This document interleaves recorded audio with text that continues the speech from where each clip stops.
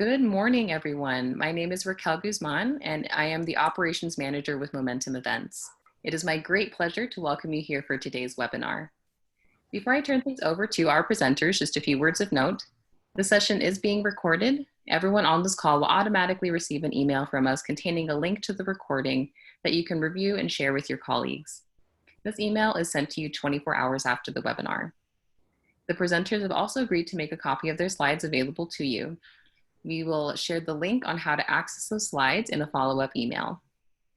Lastly, we'll be conducting a Q&A at the conclusion of the session. To pose any questions to the panelists and presenters throughout the webinar, please do so using the Q&A button at the bottom or top of your Zoom screen. We do encourage questions, and anything you'd like to send through, we are open to answering. With that, it is my great pleasure to introduce you to our presenters. Colin Galster, Head of Business Development at Nova Credit, Lisa Kimball, SVP of Product and Strategic Programs at Phoenicity, and Andy Kapner, SVP of Marketing at Phoenicity, for today's webinar titled The Empowered Customer and Their Data, What's Different in a Post-COVID World? We are thrilled to have them here today. And with that, I'll turn it over to you, Andy. Thanks so much, Raquel. I'm very excited to be here today and to talk about this topic.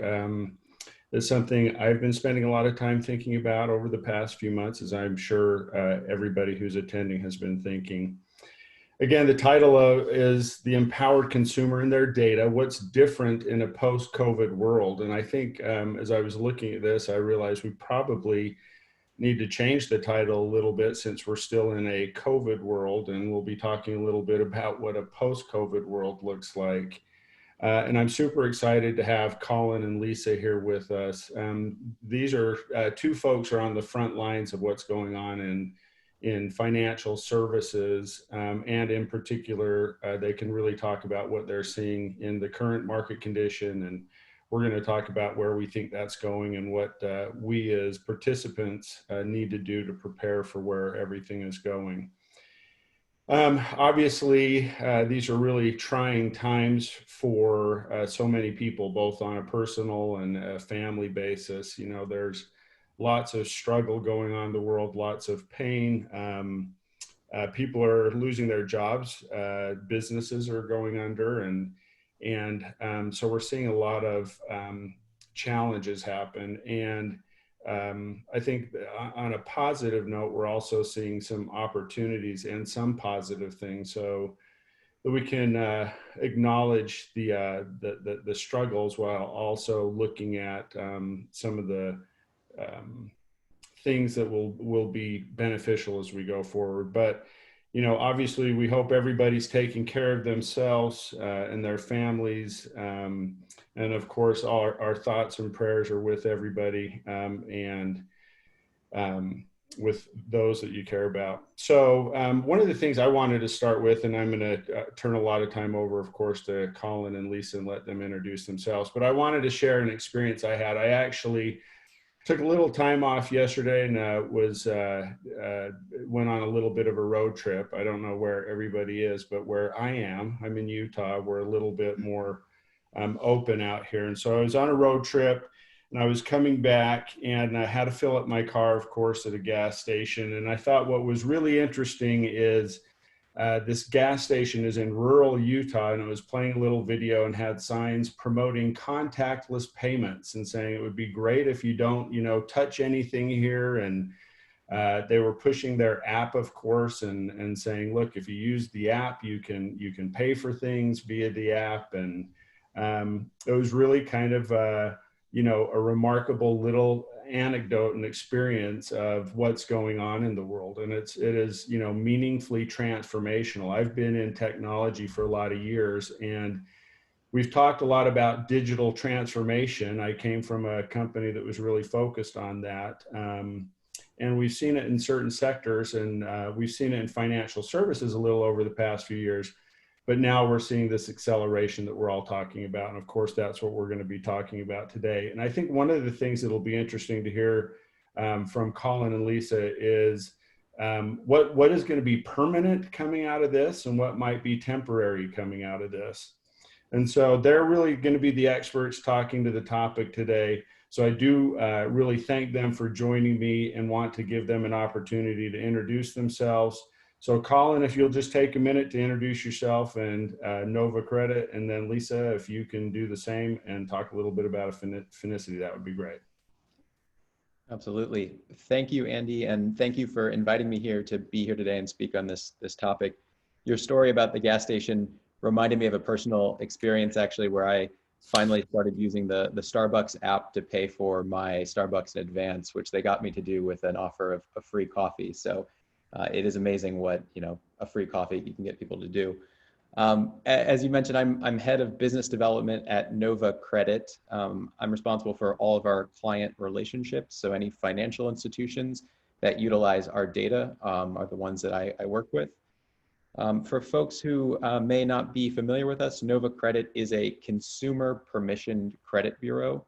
So we solve the challenge of consumers accessing and utilizing their data from disparate data streams. Our flagship product is cross-border credit data. So in particular, the way our company started was solving this challenge of consumers who are newcomers, so immigrants or global citizens, people who choose to live and work in the United States from outside the United States.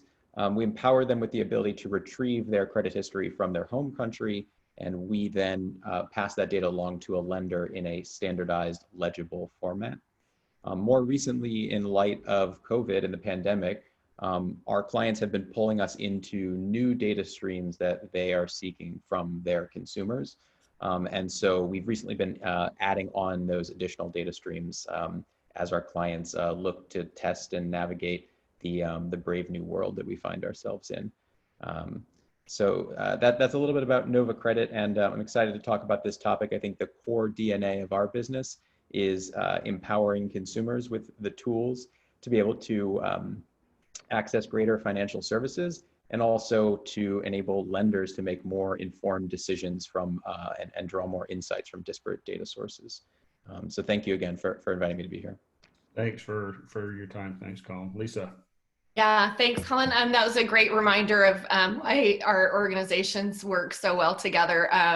Phoenicity is also very passionate about empowered consumers and bringing a digitized experience to both lenders, consumers, and essentially the rest of the financial services industry.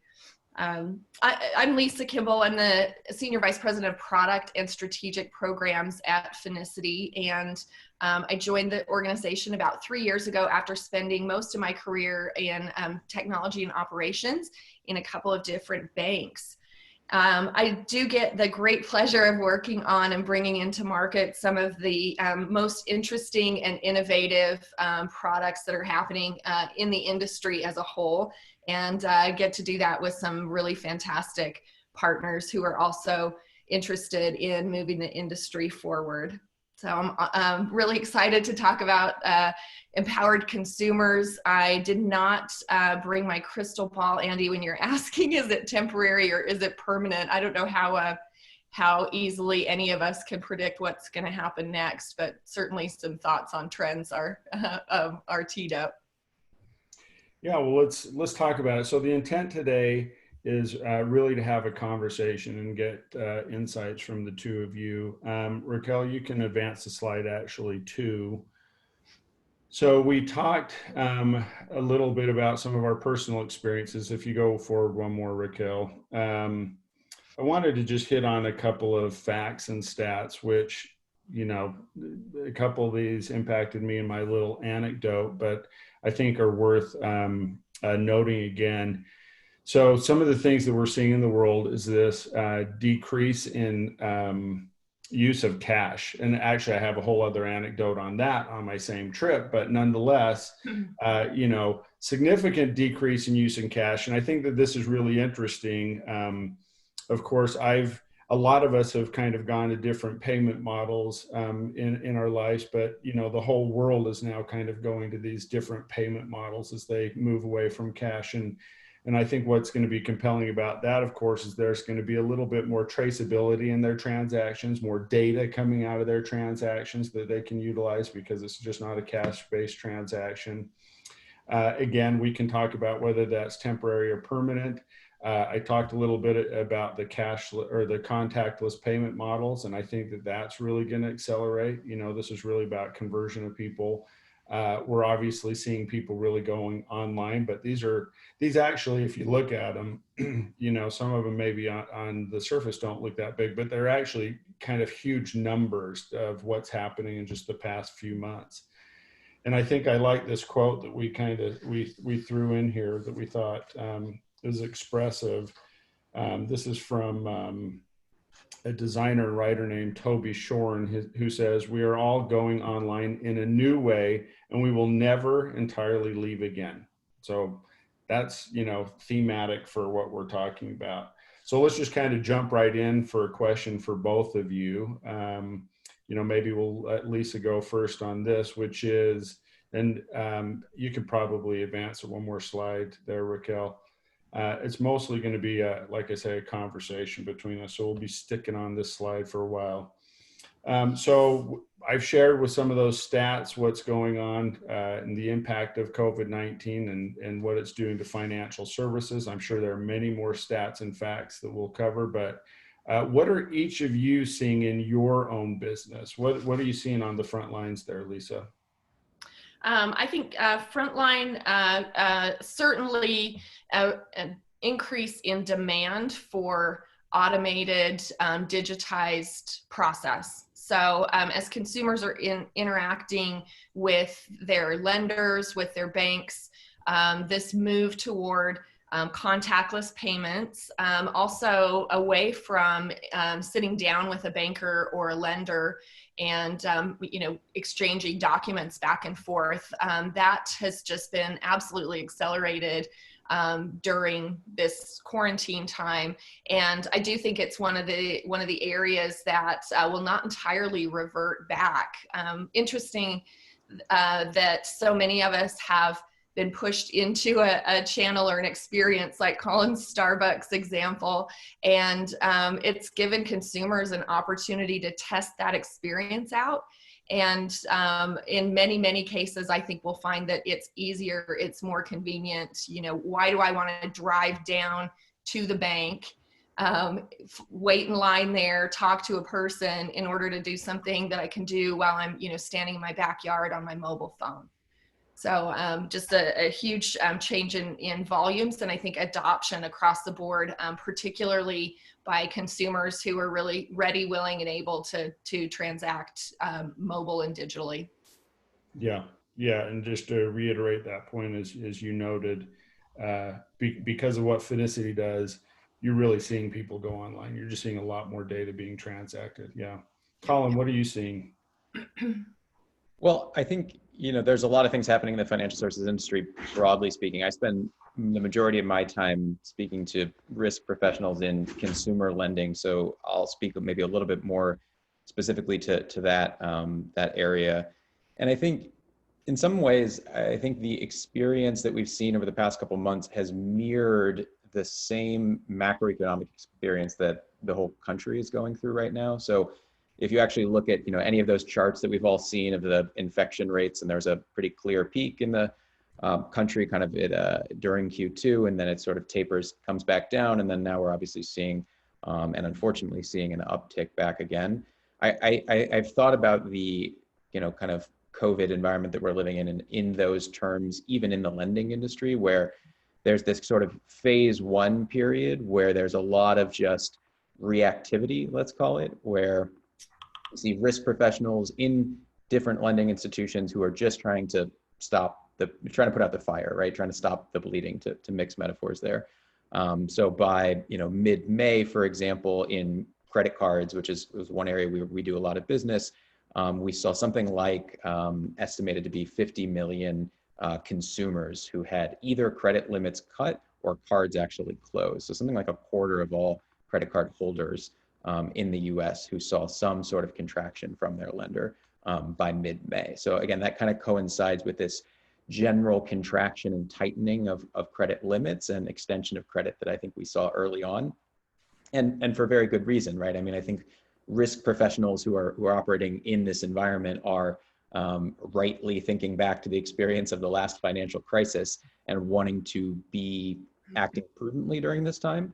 And so, the environment got pretty tight pretty fast. And I think there was also an awareness that, sort of to Lisa's point, that consumer experience would be sacrificed during that time, but that was an acceptable trade-off because at the end of the day, they're in the lending business and they have to make sort of good decisions. So it was a kind of necessary evil in some sense. But I think that phase of COVID, we've passed a little bit. And I think there was, perhaps unwarranted optimism there for much of June. And now, again, unfortunately, we're seeing infection rates go back up. And I think you're seeing some of that impact the lending industry specifically. So now I think about us now as entering a bit of a phase 2, which is characterized by kind of competing instincts. On the one hand, you want to return to normal. So there's a lot more of preparing consumers and customers to get back to normal, working through different accommodations that had been set in place during that phase 1, for example. But I do think there's a big cliff of uncertainty that a lot of lenders are facing. So, for example, I think there is, generally speaking, an awareness that many consumers may have been doing actually better during that first phase of COVID due to the PPP program, and you actually did see performance in some products outperform during that period. And so, a combination of PPP plus relief that consumers were getting from their lenders, there's sort of both of those are expected to taper off sometime in the next couple of months. Doesn't look like Congress is going to necessarily renew, although who knows what's going to happen there. And so the result is, I would say, a moment now of just very deep uncertainty. Speaking to a risk officer the other day who basically asked the question, when will we see the delinquencies start, and will it be a tsunami, right? Those are kind of the two questions on that individual's mind.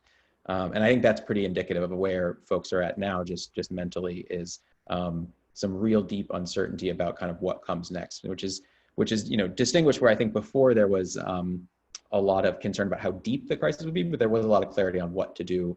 And now I think there's actually less, in some ways, certainty than there was before. Well, you've taken us in an interesting direction, I think. I think everyone knows that we have topics that Lisa and Colin and I have talked about pre-webinar, and we'll hit on some of these. But I wanted to follow up with where you're going with that, Colin, which is this conversation about uncertainty. And maybe we can talk a little bit, and we'll hit on a lot of topics here, but what can we do, in financial services to better help people through this kind of time of uncertainty? And maybe what are some of the tools or techniques or shifts that are occurring that will be beneficial in transforming how we do things traditionally into kind of a new model, so there's less uncertainty, there's more clarity? Do you want to kind of continue on that, Colin? Then we'll go to Lisa. Yeah, sure. I mean, I guess I would say that, there is a time to put out the fire, and there is a time to accept that there's going to be, collateral damage, I guess, that comes with those choices, which is to say that you may reject borrowers you would otherwise approve. You may, heighten the restrictions and the constraints that you put people on. But I think that from a, I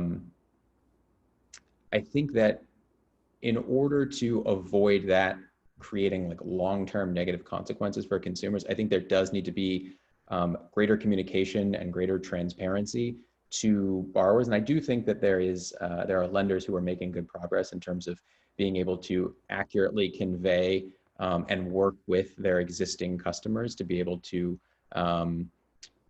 not only communicate on a one-time way that an accommodation is being made, but on an ongoing basis, be able to continue to give those consumers the tools and the processes that they need to be able to manage their accounts better, to be able to have better customer experiences, and be able to, generally speaking, have more control.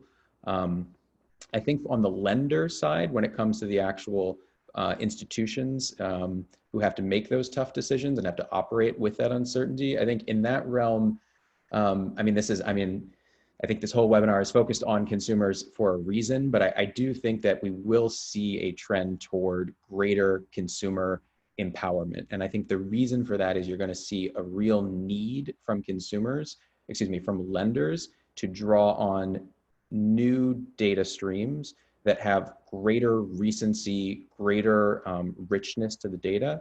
And the only way to access, compile, interpret, gain insight from those data streams is if you have the consumer who is at the center of control, who's raising their hand saying, I want this product, I want this loan, whatever the service or product might be, and I'm willing to provide this additional information in order to improve my chances of getting that product. And I think that, you know, I know we'll talk more about this, but I think that the industry as overall, this is going to be a catalyst to send us in that direction, because lenders will need new, I hate the term alternative data streams, but let's call them, you know, not the traditional data streams that they've relied on. More and more, I think they're going to be not just a nice to have, I think they'll be an essential piece of the puzzle. And the only way to actually and fairly retrieve those data is with the consumer's consent. So that's kind of where I see things going. Yeah, I absolutely agree with that, Colin. I think, you know, traditional credit histories and traditional credit scoring is going to present some real challenges for lenders as they look toward sorting out who they can continue to lend to in the coming months and years. You know, if we think about hundreds of thousands of people who have this COVID gap, right, some kind of lapse in income or employment, and that maybe lasts for a couple of months, or, you know, some people may have a real market shift, downward shift in, or upward shift for that matter, in income coming up. So being able to have data sources and a better way to assess, is it temporary? Does this borrower exhibit real financial distress that maybe hasn't materialized in a 90-day late or a foreclosure? You know, that recent data is going to be really key for that. And I just think the legacy data sources will not be sufficient on their own in order for lenders to be able to make those kind of risk-based decisions go forward. Also being able to have a better interaction and maybe a tighter interaction with existing borrowers, I think will be really important as financial institutions figure out what the portfolio, how much pressure there is on their existing portfolios, and you know, really what the impact is on the current loans that are sitting on the books. So Lisa, both of you talked about additional, you know, data sources and new data sources and putting the consumer in the center. And that's obviously what we're kind of talking about here, is the empowered consumer and their data. And I know Phoenicity, of course, that's a lot of what you're doing. So you've talked a little bit about credit, but can you talk about, Lisa, why this data source is of value, how it's transformational, not only in credit, but broadly in financial services? Why is unleashing consumer data so important? Sure, and we have talked about, but obviously all of us here are very passionate about the consumer at the center of this. So I think one really key thing to watch for is that consumers are more and more demanding that they are aware of what kind of data is being used for decisioning and in transactions, and that they further have the ability to permission and depermission that as needed based on the value proposition that they find. So, you know, the consumer at the hub of that is going to continue to be really critical. Some real advantages to having transactional data or other consumer permission data include just recency. So by applying some analytics around a large, rich transaction set, you know, we can see what's going on, not what was going on last year, or how is this consumer's credit history for the past 5 or 10 years, but what happened last week, what's going on this month. How is income and cash flow changing and fluctuating? And, you know, that really is incredibly more recent. Yeah, I guess I'm going to get the data recency right. It's a much more current picture of what's happening for that consumer. And I think also the ability for the consumer then to submit data and information from a variety of sources. So it's no longer dependent on the bank or the financial institution to determine when can I see my data, how can I use that data, but being able to have an aggregate picture is another key element. And then we haven't really hit on it, but I think enabling and expanding peer-to-peer payments, mobile payments, mobile deposits, again, just the ability to do my financial transactions wherever I am, whenever I feel like it, not having to go to a bank, find an ATM, do it on the bank's terms. I think those will continue to be really important. And often those are enabled by the underlying data set that's required in order to make those transactions safe, both for the consumer as well as the financial institution. Yeah, one of the thoughts I've had, and I come back from traditionally a networking background, and one of the things we talked a lot about in this going into a digital world was the concept of big data, right? And that big data was really had great value for enterprises that mined it to transform their the experiences they're delivering to become more efficient, to become more aware. Anyway, big data is a big deal. And I think what's interesting about what we're talking about a little bit is the thing I sit and think about is why are we not enabling consumers to mine their own data and to have these same transformational experiences, right? I mean, it may not be quite big data, but it is data that adds value if they can utilize that. And so anyways, we go through this disruptive, and challenging time with COVID. What are some of the opportunities that you're seeing ahead of us? What can we leverage out of this and transform? And I think we have a lot of, I hope we have, innovators listening to this webinar and stuff. What can they be kind of looking at that will be helpful to take us forward and build from where we are? Colin, why don't you go ahead and weigh in on that? Sure. Yeah, it's a deep question. There's a lot there, Yeah. So I'm happy to take a crack at it first. So I think there are, I think you're putting it exactly right. I think anytime there's a crisis, anytime a paradigm gets shaken up, there's always going to be cracks, and there's always going to be opportunities that arise from that. I guess I would point to a couple of things that we're seeing in the market. So one thing that has come up as very important has been a real focus on and a doubling down on verification of certain information that might have historically only been obtained but not verified from the consumer. And so I think this, stems from, it's motivated by something that Lisa was saying, which is that, historically you might be able to rely on just a FICO score and maybe a couple of other data points and call it a day. But and to an extent, scores are holding up, but scores are not as powerful given the strange dynamics of stress that we currently find ourselves in, and given the current macroeconomic environment is not a traditional recession that we would expect to see.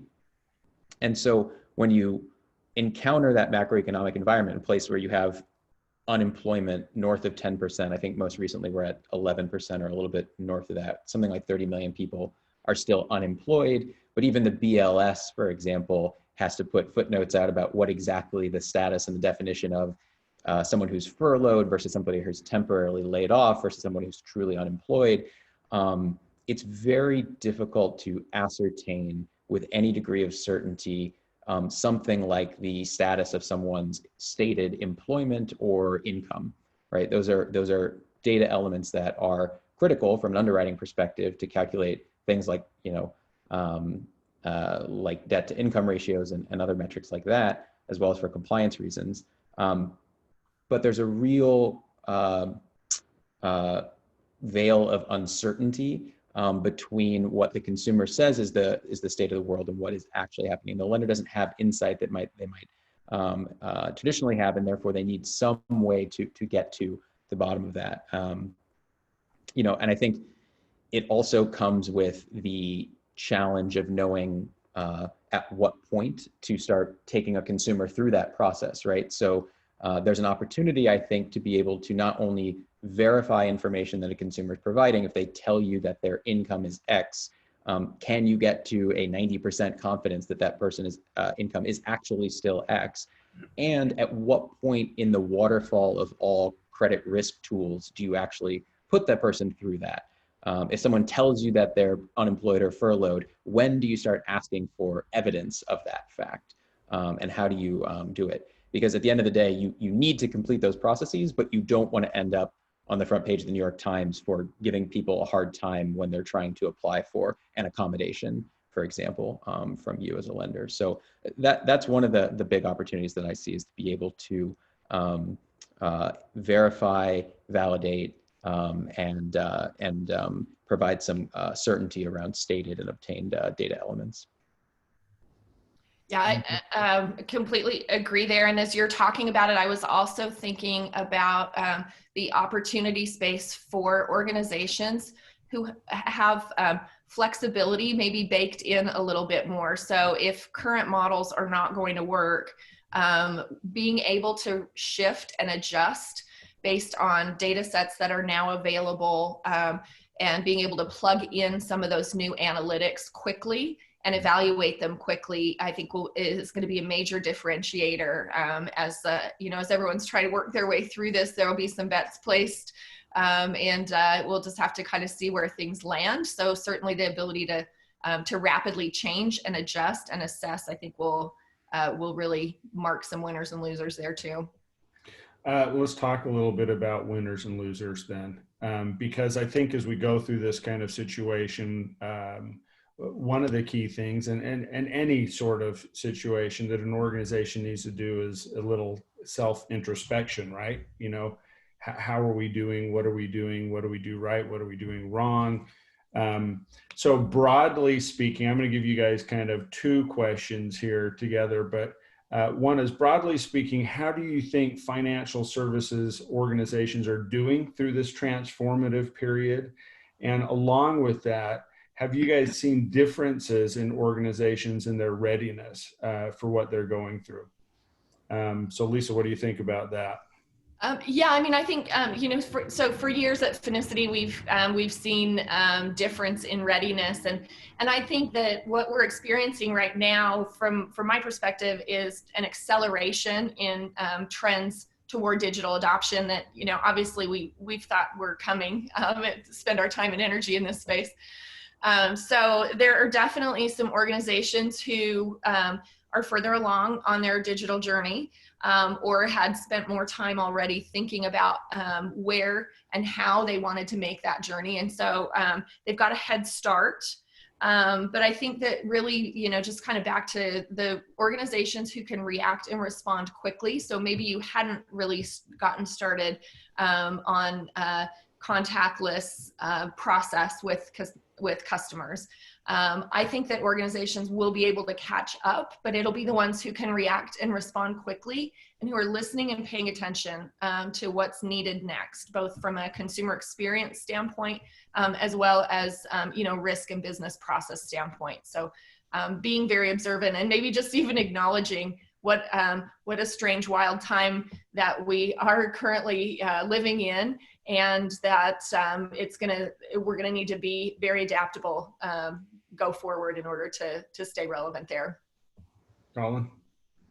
I think Lisa nailed it. I mean, I think that it's hard to paint with too broad a brush, because of course, every institution is at a different place, but and it's one of the easiest things in the world to criticize organizations for moving too slowly from a technological perspective. So but I think that the separator, to the extent you see differentiation between winners and losers, is it comes down to what I would characterize as nimbleness, right? And I think that's what Lisa was getting to. It's the ability to quickly be able to pivot, to be able to test and learn. And I think that is as much cultural as it is technological. So to give you one example of a kind of cultural example of nimbleness, in the spirit of what we were talking about earlier, that the recency and reliability of data is more valuable than having, say, perfect data. I talked to one chief risk officer who, for one part of the business where they were having difficulty verifying the employment information, to what I was talking about earlier, they just simply started had a kind of or a manually maintained list of companies that had publicly announced material layoffs.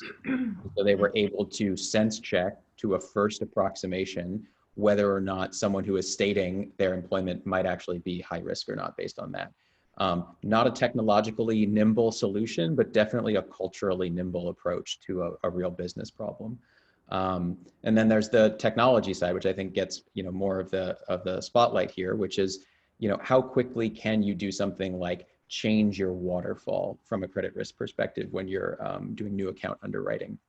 If the answer is it has to go through a couple dozen approvals and it's going to take 6 months plus, I think you're going to inevitably fall behind. That answer cannot continue to be the case. And so I mentioned earlier, some of our clients are pulling us into adding new data streams, consumer permission data streams, to supplement what we're providing them today.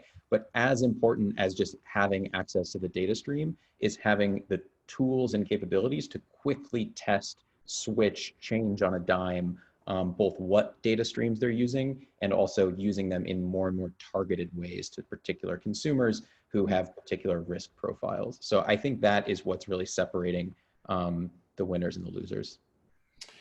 Yeah, I think you guys hit on an interesting thing I wanted to amplify a little bit, which is there's kind of these technology shifts, but there's also cultural shifts, right? And when I think about these organizations, I think about what are you might call them the virtues of that organization. And a lot of times we place virtue on kind of the outcomes. And I think, Colin, you said something relative to that.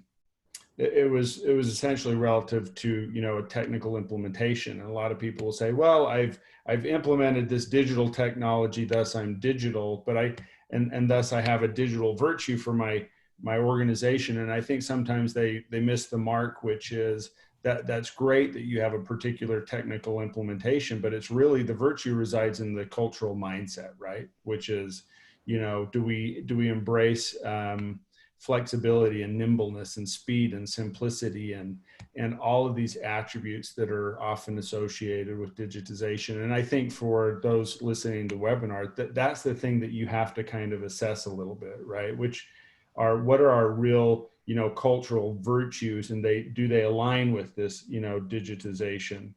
The other thing that I think we've all talked about, I know I've talked to Lisa and Colin, I think about these things, is that there are organizations out there that are disruptors, and then there are disruptees, and some are big and some are small. A lot of times we associate the disruptors with like startups and stuff, and that's not always the case. It's more of, again, the mindset and stuff. And it's important to examine those virtues that people have.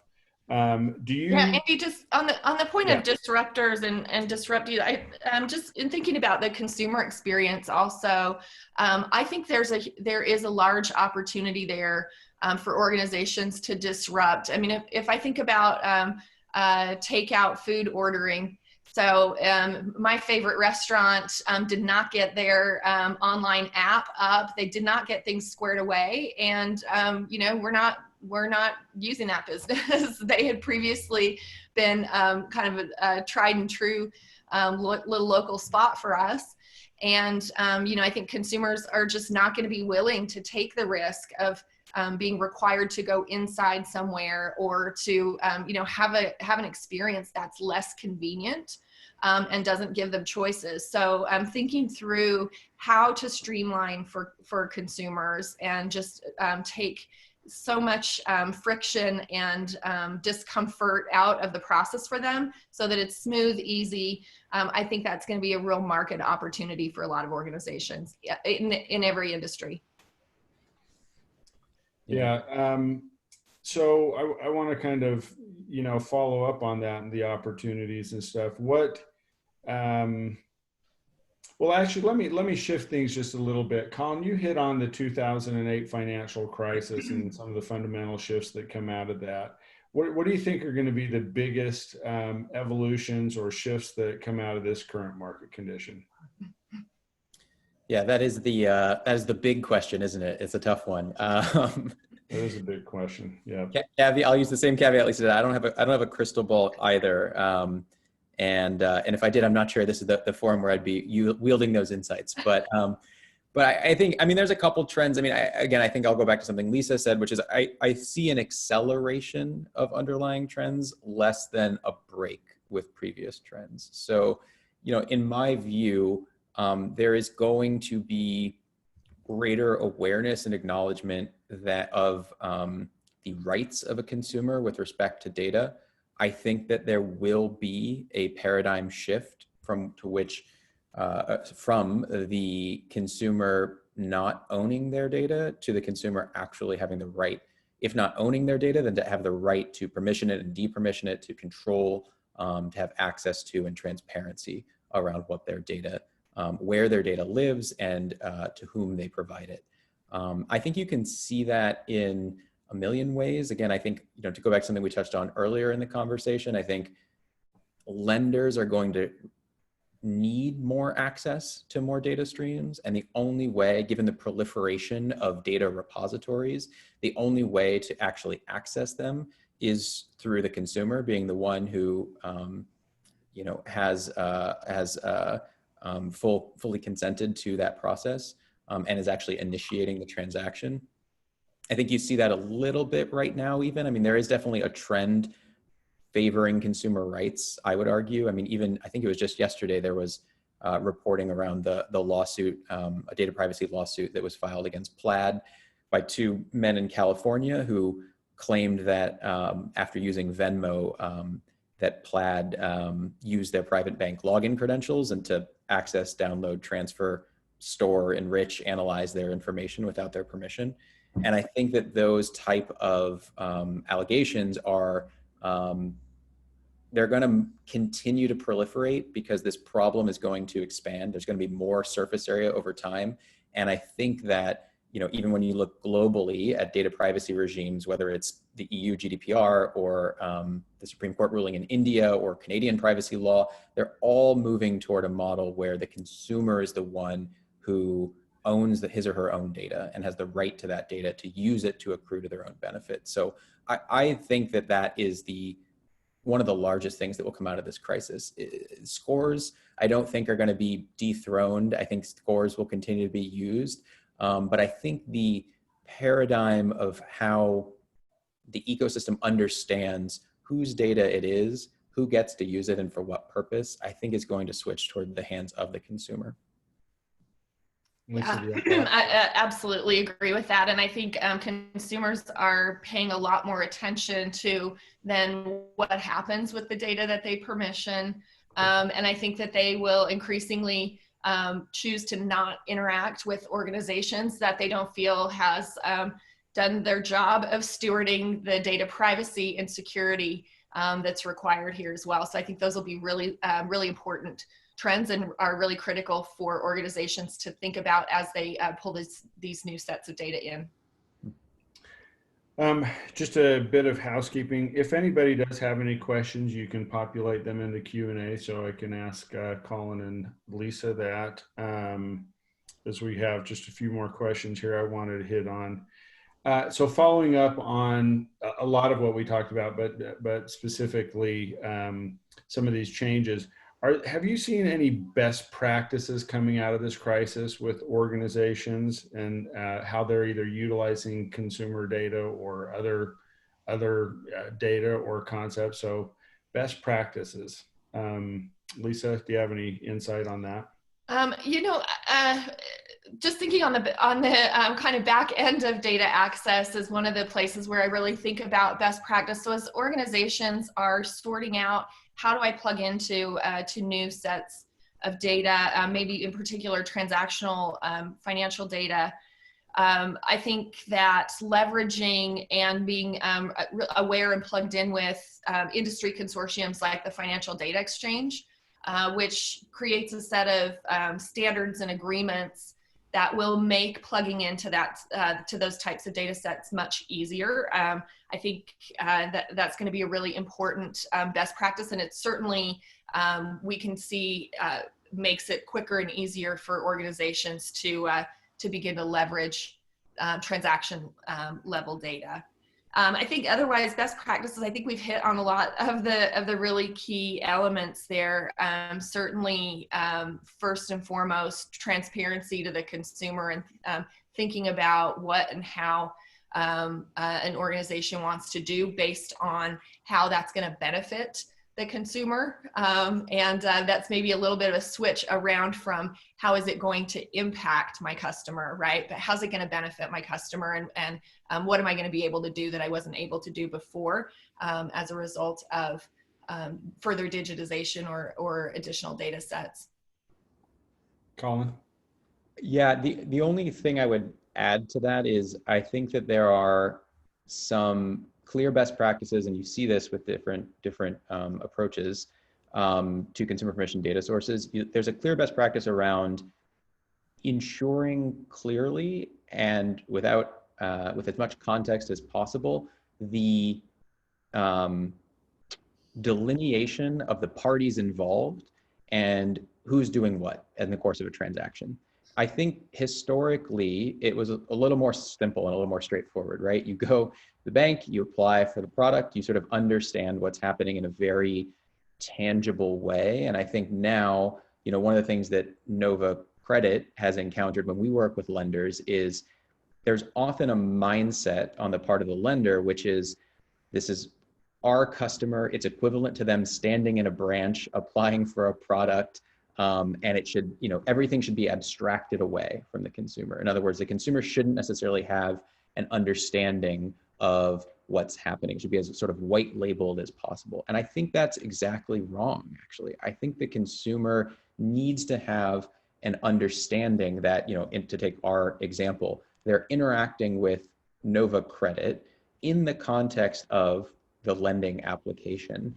And they want, of course, the product from the lender. There's no confusion about that. But they're giving permission for Nova to act as an agent on their behalf to go retrieve some data from some disparate data source, whether that's their home country credit bureau or some other data stream that they have access to.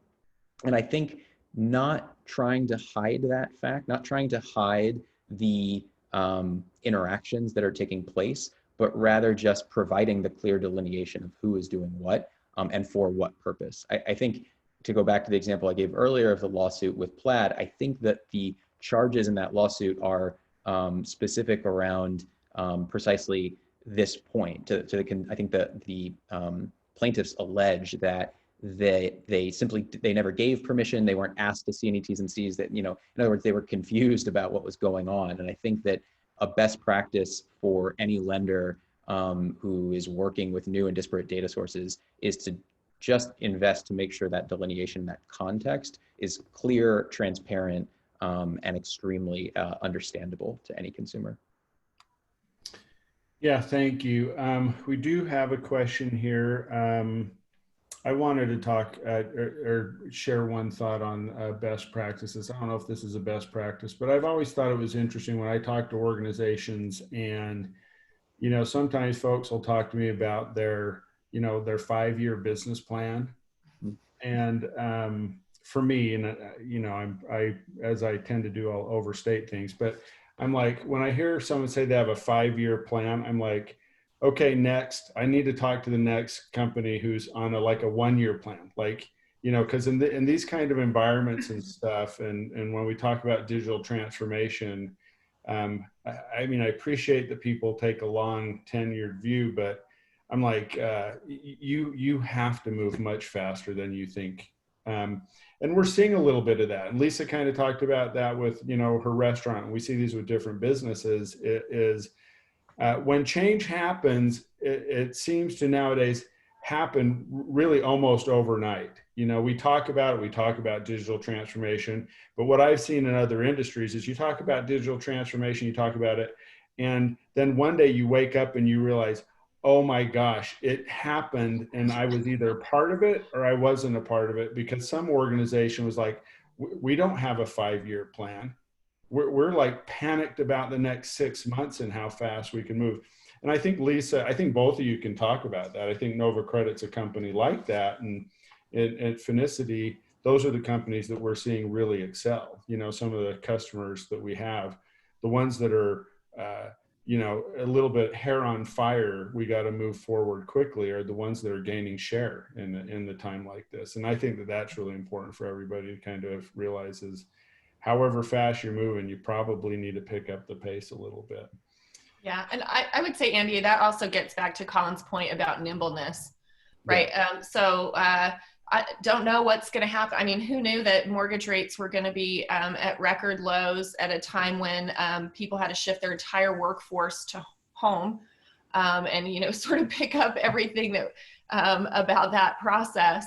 And those who had a lot of nimbleness in their process are the ones who are able to pick up a lot of volume and a lot of market share. The ones that, you know, had the ability to handle large increases and then decreases in volume without having to hire and train a remote workforce to address it, who had, you know, other ways that they could pull levers inside of their own process to make things easier and to streamline. Those organizations definitely we saw picking up consumers and picking up business that previously had been somewhere else. So I do really think, you know, to your point about whatever your plan is, just make sure inside that plan you can react, respond, and be flexible to do whatever it is you need to do today, because it appears that we don't know what's what could be coming at any given point. It's been a surprise all year. So. Yeah, no, I think that's great that you reiterate that. Let me ask one of the questions that have come through here, and I'm going to read it as it is written. It says, who are some of the companies offering some kind of private data libraries being able to share data from multiple data streams? I hope you guys kind of understand that. I'm maybe not interpreting it quite right, but Lisa, some of the companies offering private data from multiple data streams, the way I'm looking at it. I hope I'm going to answer this with the address it correctly. But when I think about private data libraries, I mean, I think about obviously the work that we do at Phoenicity to assemble data from multiple sources that is selected by the consumer and bring that into one place, apply some analytics against it, and then share that enriched data over to, you know, a lender or other financial institution, so that the consumer is able to execute on their business case. So I would say Phoenicity, I think Colin, Nova Credit is also really in that space. I'll let you kind of speak to the difference there, but the way that you guys do something very similar. Yeah, absolutely. Yeah, I think it depends. The answer to this question, looks like it came from Jim. So I think the answer to this question, Jim, it depends a little on what type of data you are interested in and what your use case is. So as Lisa was saying, I think if you want access to transaction information, asset information, then, you know, Phoenicity is doing great work there. I think that, you know, that is, there's a ton of aggregation work that's required to synthesize those data streams, and they have the best coverage in the US. Nova does something a little different. So we aggregate disparate data streams, but we do it all for FCRA purposes. So if you're looking to use the data in a way for consumer lending, then we always, the underlying data that we retrieve, we're always standardizing it, but also ensuring its compliance in a way that it can be used by a lender for a type of a lending approval or decision. And so we're pulling in data streams from credit bureaus in other countries. So if that's, you know, Equifax UK or TransUnion Canada or Experian Brazil, harmonizing it and then ensuring it's compliant to be used in the US. But we're also retrieving other data streams in the US. I'm not able to talk about too much of that right now publicly because those products are under development, but we are synthesizing and integrating a lot of different consumer permission data streams in the US. And if you are interested in neither of those two things and you're looking for other types of alternative data, there's a lot of different companies out there which aggregate different data streams and make them usable to lenders. One that I would give a call out to, I think a lot very highly of, is Alloy. So shout out to the guys at Alloy. They're doing a great job in that space as well. So we're about at time. Jim has another question about all these different data types: financial, social, health, fitness. I'm going to, Jim, just kind of shift it just a little as we kind of wrap up, because one of the questions I want to ask, you guys talked a lot about the consumer data, and I'm going to ask this of Lisa. Are consumers actually comfortable sharing this data? Yeah, absolutely. And consumers require typically some kind of value proposition to do it. But as Colin started us off with, it doesn't have to be something massive, right? So for a free cup of coffee, I'm going to test out the Starbucks app, which I did as well. And by the way, I don't look forward to ever standing in line at Starbucks inside their store again. I probably won't go back to that. So absolutely, consumers are willing. In fact, what we're hearing from our clients is that consumers are ahead of businesses right now. So they are ready, willing, and able. They're starting to demand the ability to transact, again, from a mobile device, usually, whenever, wherever they are.